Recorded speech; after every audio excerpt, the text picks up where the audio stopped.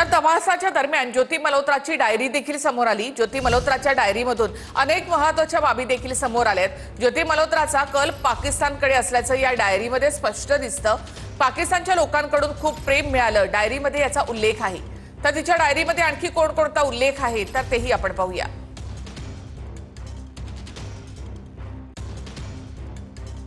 तर पाकिस्तानच्या भेटीवेळी तेथील लोकांकडून मला खूप प्रेम मिळालं।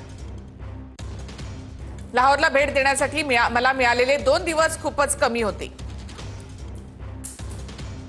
हम सब एक ही धरती एक ही मिट्टी के है डायरीमध्ये उल्लेख करण्यात आलाय।